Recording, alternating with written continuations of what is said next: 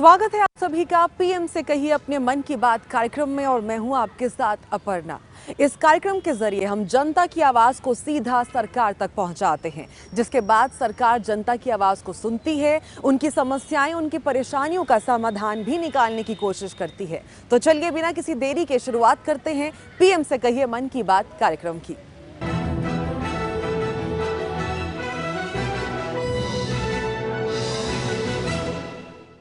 किसान आंदोलन पर सुप्रीम फैसला आ गया है। आपको बता दें कि सुप्रीम कोर्ट ने मामले की सुनवाई करते हुए तीनों कृषि कानूनों के अमल होने पर फिलहाल के लिए रोक लगा दी है और इसी के साथ ही सरकार और किसान संगठनों के बीच में कोई भी समझौता ना होते देख सुप्रीम कोर्ट ने यह सख्त फैसला लिया और इसी के बाद ही एक कमेटी का भी गठन किया गया। आपको बता दें कि अब ये कमेटी अपनी रिपोर्ट कोर्ट को सौंपेगी, जिसके बाद आगे का फैसला हो पाएगा। इस पूरे मामले पर जनता क्या कुछ कह रही है, आइए सुनते हैं।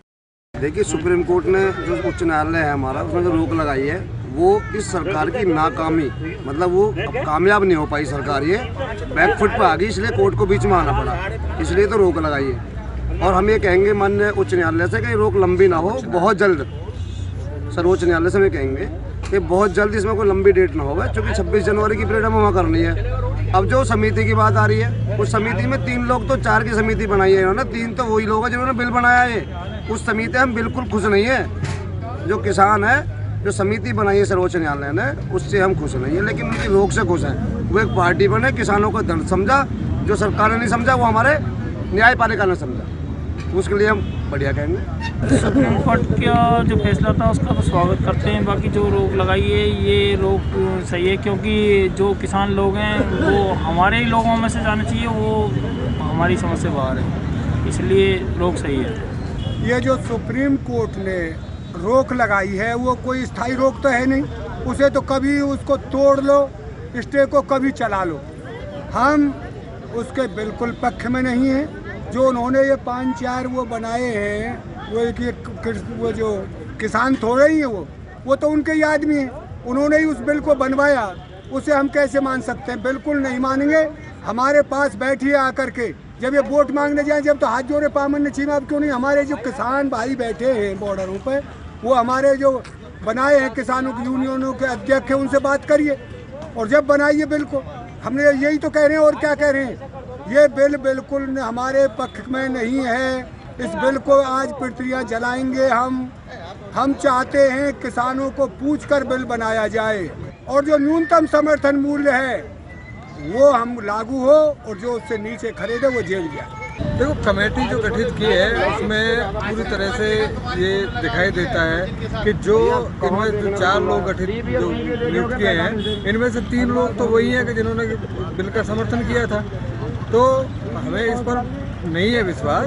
तो जो मांग की गई थी कि भाई बाहर से जो रिटायर्ड जज हैं उनको रखा जाए और किसानों को रखा जाए, तो ये अच्छा फैसला आ सकता है, वरना तो वही घिसा पिटा वही मामला रहेगा। तो इससे हमें कोई संतुष्टि नहीं है।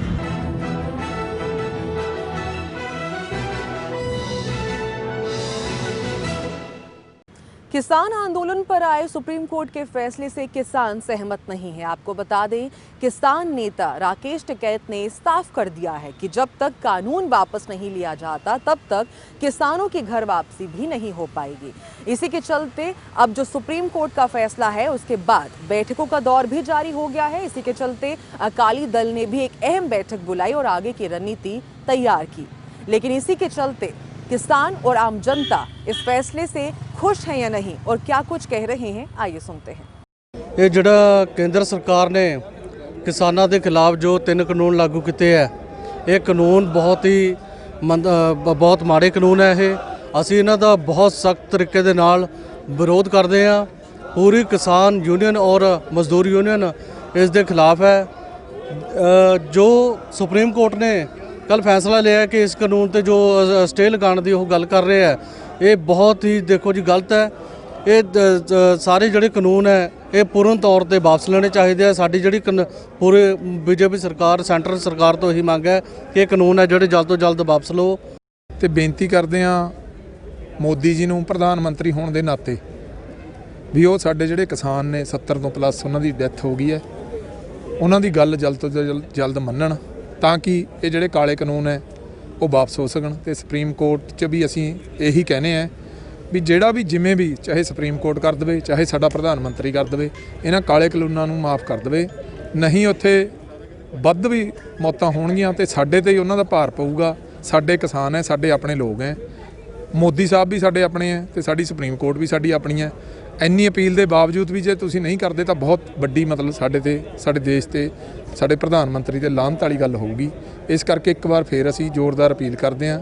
जो ये काफ़ी लंबे अरसे से किसान अंदोलन चल रहा है, ਜਿਹੜੇ 3 ਕਾਨੂੰਨ ਆਪਣੇ ਕੇਂਦਰ ਸਰਕਾਰ ਲੈ ਕੇ ਆਈ ਹੈ, ਮੋਦੀ ਜੀ ਭਾਜਪਾ ਸਰਕਾਰ, ਉਹ ਜਿਹੜੇ ਕਾਨੂੰਨ ਆ ਉਹ ਕਿਸਾਨੀ ਦੇ ਖਿਲਾਫ ਆ, ਜਿਹੜੇ ਕਾਰੋਬਾਰੀ ਉਹਦੇ ਖਿਲਾਫ ਆ, ਮਜ਼ਦੂਰਾਂ ਦੇ ਖਿਲਾਫ ਆ। ਅਸੀਂ ਇਹ ਚਾਹੁੰਦੇ ਆ ਵੀ ਇਹ ਵਾਪਸ ਲੈ ਜਾਣ ਤੇ ਜਿਹੜਾ ਕੇਂਦਰ ਆਪਣਾ ਹਾਈ ਕੋਰਟ ਨੇ ਪਟੀਸ਼ਨ ਦਿੱਤੀ ਆ ਵੀ ਇਹ ਆਪਣਾ ਸਟੇ ਆ, ਇਹ ਸਟੇ ਨਹੀਂ ਹੋਣਾ ਚਾਹੀਦਾ ਇਹ ਇਹਨਾਂ ਨੂੰ ਬਿਲਕੁਲ ਹੀ ਰੱਦ ਕਰਨ ਜਾਂ ਸਰਕਾਰ ਵਾਪਸ ਲਵੇ ਇਹ, ਤਾਂ ਜੋ ਜਿਹੜੇ ਵੀ ਕਿਸਾਨ ਭੈਣ ਭਰਾ ਬਜ਼ੁਰਗ ਬੱਚੇ ਦਿੱਲੀ ਬੈਠੇ ਆ ਧਰਨੇ ਦੇ ਉੱਤੇ, ਉਹ ਆਪਦੇ ਵਾਪਸ ਸੁੱਖ ਸ਼ਾਂਤ ਘਰਾਂ ਨੂੰ ਮੁੜ ਸਕਣ। ਮੇਰੀ ਤਾਂ ਬਸ ਇਹੀ ਗੁਜ਼ਾਰਿਸ਼ ਆ ਵੀ ਇਹ ਮੋਦੀ ਸਾਹਿਬ ਨੂੰ, ਪ੍ਰਧਾਨ ਮੰਤਰੀ ਨੂੰ, ਸਾਡੇ ਨੂੰ ਦਿਲੀ ਇੱਛਾ ਵੀ ਬਾਈ ਇਹ ਕਾਨੂੰਨ ਵਾਪਸ ਲਓ, ਤੁਹਾਡੀ ਬਹੁਤ ਮਿਹਰਬਾਨੀ ਹੋਵੇਗੀ, ਕਿਉਂਕਿ ਆਉਣ ਵਾਲੇ ਜਿਹੜਾ ਕਿਸਾਨੀ ਬਚਾਇਆ ਜਾ ਸਕੇ, ਜੀਵਨ ਉਵੇਂ ਸਹੀ ਚੱਲ ਸਕੇ। ਜਿਹੜੇ ਮੋਦੀ ਸਾਹਿਬ ਨੇ ਜਿਹੜੇ 3 ਕਾਨੂੰਨ ਬਣਾਏ ਹੈ, ਇਹ ਕਿਸੇ ਨੂੰ ਪਸੰਦ ਨਹੀਂ। ਅਗਰ ਕਿਸੇ ਨੂੰ ਨਹੀਂ ਪਸੰਦ ਜਿਹੜੀ ਚੀਜ਼, ਉਹ ਮੋਦੀ ਜੀ ਨੂੰ ਚਾਹੀਦਾ ਹੁੰਦਾ ਵੀ ਆਪਣਾ ਇਹ ਕਾਨੂੰਨ ਵਾਪਸ ਲਵੇ ਔਰ ਲੋਕਾਂ ਨੂੰ ਠੰਡੇ ਜਿਹੜੇ ਲੋਕ ਮਰ ਰਹੇ ਹੈ ਉਹ आप अपने घरे जान।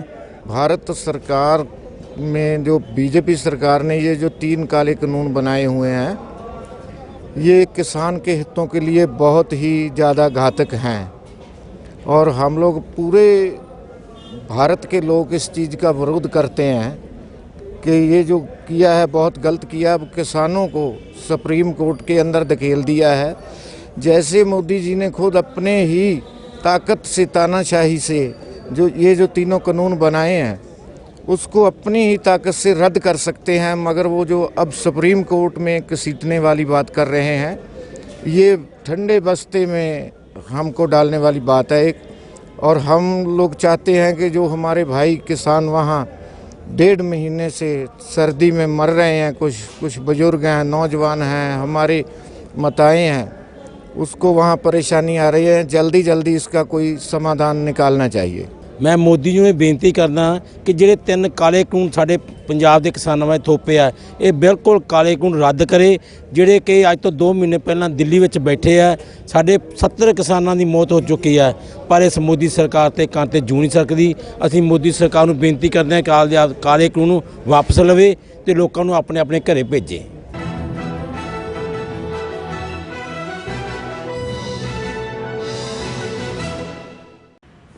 Serum institute of India Pune से कोरोना वैक्सीन की पहली खेप राजधानी दिल्ली पहुंची और 16 जनवरी से पूरे देश के अंदर कोरोना वैक्सीनेशन के टीकाकरण का कार्यक्रम शुरू हो गया। आपको बता दें कि ये पूरी दुनिया में सबसे बड़ा टीकाकरण कार्यक्रम है और फिलहाल हमारे देश के अंदर 2 कोरोना वैक्सीन कोविशील्ड और कोवैक्सीन को मंजूरी मिली है, जबकि बाकी की 4 अभी प्रोसेस में हैं। इस वैक्सीनेशन को लेकर और टीकाकरण कार्यक्रम को लेकर दिल्ली वासी क्या कुछ कह रहे हैं, आइए जानते हैं। दिल्ली वासी देखते हैं जो काम जो चल रहा है, जो कोरोना के चक्कर में रुका है, जो जब वैक्सीन आती है तो उससे काम चालू जाएंगे अपने, मगर इस वैक्सीन का असर सही होना चाहिए, ट्रायल सही होना चाहिए, आम जनता परेशान नहीं हो। कोई आम जनता तक ये पहुँच नहीं पाती, ये वैक्सीन है अच्छी बात है अगर आम जनता तक पहुंच जाए ये वैक्सीन, तो इससे क्या होता है देश में जो काम रुक गया, ठप्प हो गया, लोग परेशान हो रहे हैं, बेरोजगारी छा रही है, इससे डर हटेगा कोरोना का और आदमी काम करना शुरू करेगा। दिल्ली वाली भी अच्छे से देख रहे हैं, सोच रहे हैं, समझ रहे हैं क्या है, इसमें ढेर सारी अपेक्षाएं सरकार से। लेकिन मेरी सरकार से ये गुजारिश है कि क्योंकि इसमें जैसे कि होता है कि फॉरेन कंट्री में, पश्चिमी देशों में जो विभिन्न राष्ट्रपतियों ने खुद को लगाया, जैसे पुतिन जी ने लगाया, बाइडेन ने लगाया या डोनाल्ड ट्रंप ने भी लगाया है, तो इस स्थिति लगाया है। इसके बाद अगर उन्होंने लगाया, पहले अपने आप को प्रूफ किया है। अगर यही बात नहीं, अगर हमारे प्रधानमंत्री जी खुद को पहले लगा लेते हैं, स्वदेशी टीका है, स्वदेशी आदमी पहले, ये एक मनोवैज्ञानिक दबाव पड़ता लोगों को ऊपर, लोगों को जागरूकता मिली। यही हमारी प्रधानमंत्री से गुजारिश है कि खुद को पहले अपने खुद स्वतः लगाएं, उसके बाद लोगों को दे, तो हो सकता है कि लोगों में और जागरूकता फैले, लोग आएँ। अब जब हमारे प्रधानमंत्री जी ही पीछे हट रहे हैं तो भाई पब्लिक क्यों नहीं पीछे हटेगी। नहीं, अच्छा है, सही है, कुछ ना कुछ समाधान निकला, भले ही जो भी निकला कम है ज़्यादा है, तो कम से कम ये था something is better than nothing. तो अब तो सारे ही लोग परेशान हैं, क्योंकि ऐसी तो नहीं सिर्फ इंडिया का प्रॉब्लम है, तो वैश्विक समस्या है और पूरा विश्व से जूझ रहा है। बिल्कुल। तो मेरे हिसाब से जो भी धीरे धीरे इसके समस्याओं का समाधान होता जा रहा है, तो वो इसको पॉजिटिव वे में ही देखना चाहिए। I think so also for Delhi resident की भाई उनको भी कम से कम एक वो तो आया, भले स्टेप बाय स्टेप आपको लग तो जाएगा जिससे आपका बचाव होगा। तो मेरे हिसाब से ठीक है, जब गुड इनिशिएटिव। देखिए सर, वैसे एक काम तो बहुत अच्छा है, क्योंकि कोरोना की महामारी में अपना पूरा देश ही इतना टाइम हो चुका है कि सबके काम धंधे सब ठप पड़ चुके हैं। बिल्कुल। लेकिन अब जो कोरोना वैक्सीन आ चुकी है जिससे कि लोगों को भी डर है वो दूर होगा, उससे आगे के लिए अपने लिए फ़ायदा ही है, काम धंधे भी खुलेंगे, इंसानों को रोजगार मिलेगा उन्हें। तो हमारे हिसाब से तो वो बहुत बढ़िया काम है, लेकिन ये हो जाए तब ज़्यादा सही है तो अच्छी बात है। लेकिन बात ये है कि वो चीज़ कहाँ तक अपन डेवलप कर सकते हैं, उस चीज़ को कहाँ तक पहुँचा सकते हैं। मेन चीज़ है कि सबसे बड़ा ट्रांसपोर्ट जे अपन दे नहीं पाते पूरे जनियों को, कम जे चीज़ पूरे उसमें पहुँच जाती है, सबको मिल जाती है, वो ज़्यादा बेटर है। ठीक है, ये मतलब बहुत ही अच्छी बात है कि कुछ ना होने से बेहतर है कि हमारे पास कुछ है जिससे हमें मतलब कुछ तो प्रोटेक्शन मिलेगी।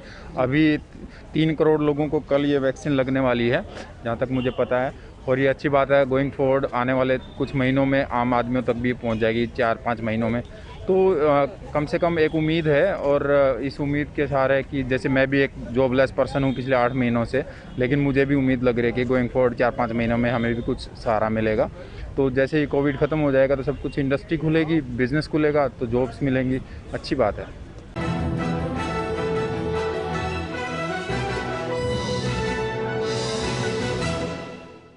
चलिए बात अब उत्तराखंड की करेंगे, जहां पर कोरोना वैक्सीन के टीकाकरण के लिए सरकार ने काफ़ी तैयारियां की हैं। आपको बता दें कि उत्तराखंड के अंदर पहले फेज़ में स्वास्थ्य कर्मियों का टीकाकरण होगा, जिसके लिए कुछ केंद्र भी बनाए गए हैं। और इसी के साथ आपको ये भी बताना ज़रूरी है कि जो कोरोना वैक्सीन है उसे सुरक्षित रखने के लिए डीप फ्रीजर्स भी बनाए गए हैं।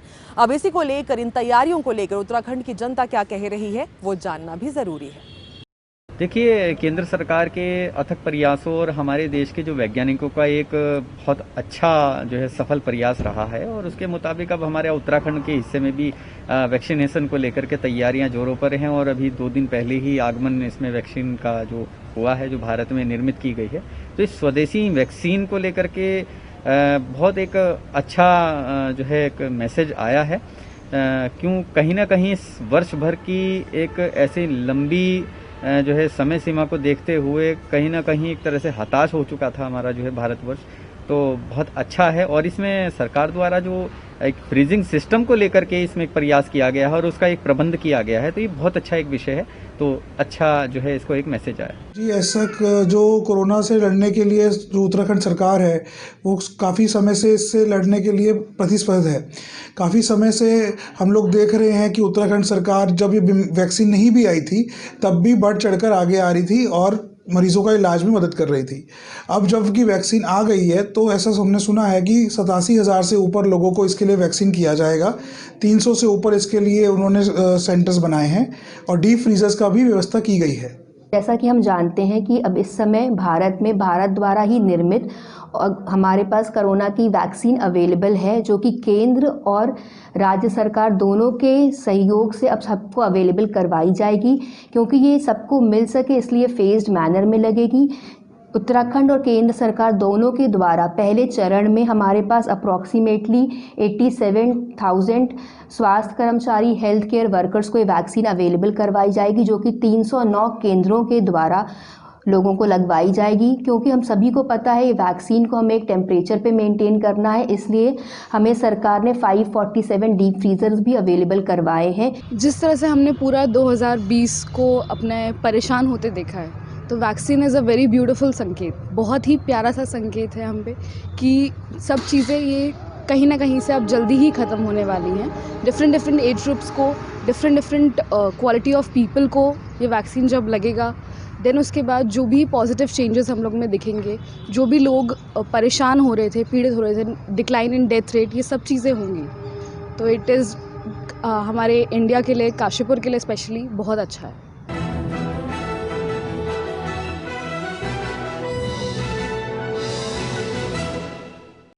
एक तरफ जहां कोरोना वायरस के नए स्ट्रेन ने स्वास्थ्य विभाग और प्रशासन के सामने परेशानियां खड़ी कर दी हैं, वहीं दूसरी तरफ लगातार बढ़ रहे बर्ड फ्लू ने भी स्वास्थ्य विभाग के साथ साथ प्रशासन के सामने नई चुनौतियां पैदा कर दी हैं। आपको बता दें कि केंद्र और राज्य सरकारें लगातार बढ़ रहे बर्ड फ्लू को लेकर काफी गंभीर हैं और इसी के चलते सख्त दिशा निर्देश भी जारी किए गए हैं। चलिए आपको दिखाते हैं उत्तर प्रदेश सरकार ने बर्ड फ्लू को लेकर, बर्ड फ्लू की रोकथाम को लेकर क्या कुछ तैयारियां की हैं और जनता उस पर क्या कह रही है।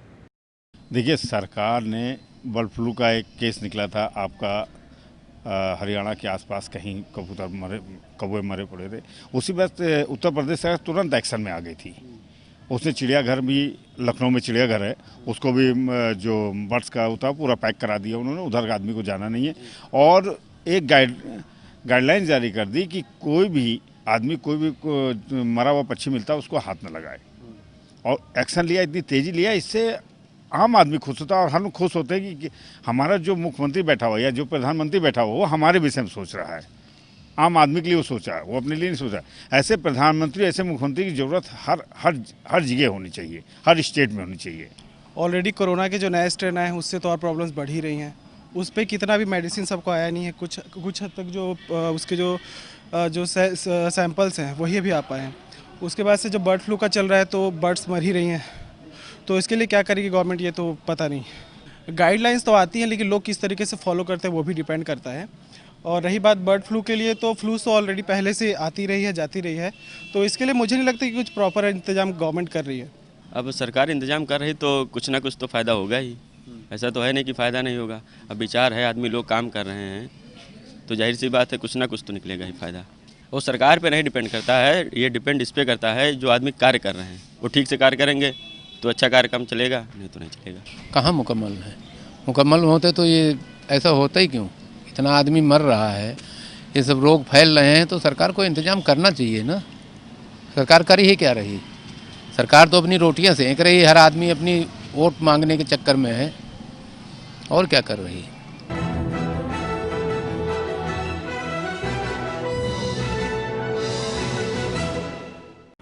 पहाड़ी इलाकों में हो रही भारी बर्फबारी के चलते अब मैदानी इलाकों में भी ठंड से लोगों का हाल बेहाल हो चुका है। आपको बता दें कि जम्मू कश्मीर में लगातार हो रही भारी बर्फबारी से लोग परेशान हैं और यातायात भी प्रभावित है। हालांकि टूरिस्ट जो हैं वो इस ठंड का और भारी बर्फबारी का लुत्फ उठा रहे हैं, खूब मजे ले रहे हैं। लेकिन लगातार हो रही भारी बर्फबारी से लोग बेहद परेशान हैं और परेशानियां किस किस तरह की हैं, आइए लोगों से ही जानते हैं।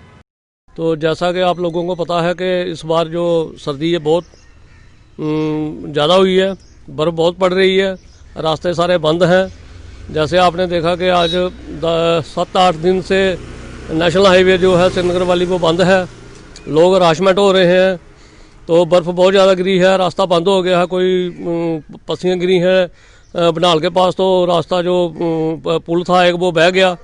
तो हमारी गवर्नमेंट से यही अपील है कि जो लोग बेचारे फंसे हुए हैं, ट्रक वाले फंसे हुए हैं, 10-10, 15-15 उनको खाने पीने के लाले पड़े हुए हैं, तो गवर्नमेंट उनकी कोई सूद नहीं ले रही। तो हमारी आपके माध्यम से गवर्नमेंट से यही अपील है कि उनके बारे में सोचा जाए, उनको एयरलिफ्ट किया जाए। इस बार सर्दियों में जितनी बारिश, जितनी ठंड ये पड़ी है, मेरे ख्याल में पिछले 25 साल का रिकॉर्ड भंग हुआ है, ऐसा अनुमान है।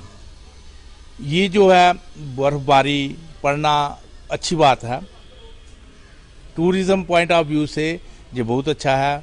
सैलानियों को इसमें आनंद आता है, सैलानी आना जाना चाहते हैं, वहाँ पर बर्फ़ का आनंद लेना चाहते हैं।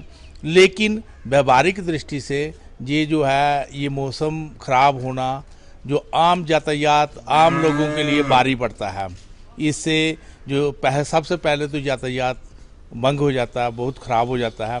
उससे लोगों का आना जाना दुभर हो जाता है, वहाँ के लोगों का जीना दुभर हो जाता है। इस बार जो बर्फ़ पड़ी है पिछले 25 सालों का रिकॉर्ड तोड़ा है।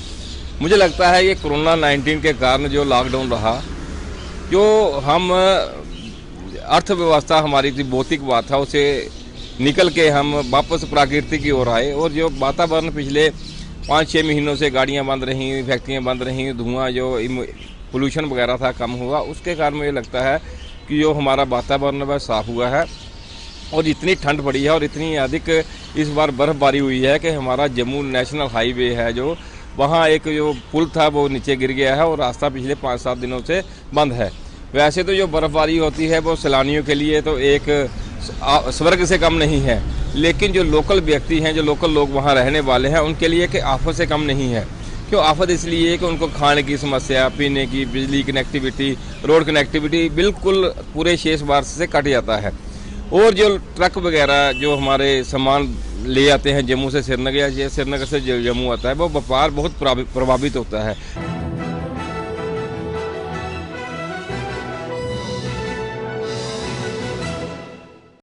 तो चलिए इसी के साथ आज के इस एपिसोड में बस इतना ही। अगले हफ्ते आप ही से जुड़े कुछ मुद्दों के साथ आप ही के सामने एक बार फिर होंगे हाजिर। अगर आप चाहें तो आप भी इस कार्यक्रम का हिस्सा बन सकते हैं। अपना एक वीडियो मैसेज रिकॉर्ड कर स्क्रीन पर नीचे दिए गए हमारे इंस्टाग्राम हैंडल, हमारे फेसबुक और नीचे दिए गए ईमेल आईडी पर हमारे साथ अपना वीडियो मैसेज शेयर कर सकते हैं। हम पूरी कोशिश करेंगे कि आपके वीडियो मैसेज को इस प्रोग्राम में शामिल किया जाए ताकि आपकी आवाज़ सीधा सरकार तक पहुंचाई जा सके। इसी के साथ मुझे दीजिए इजाज़त। अपना ख्याल रखिए और देश और दुनिया की तमाम बड़ी खबरों के लिए आप लगातार देखते रहिए JK 24/7 न्यूज़।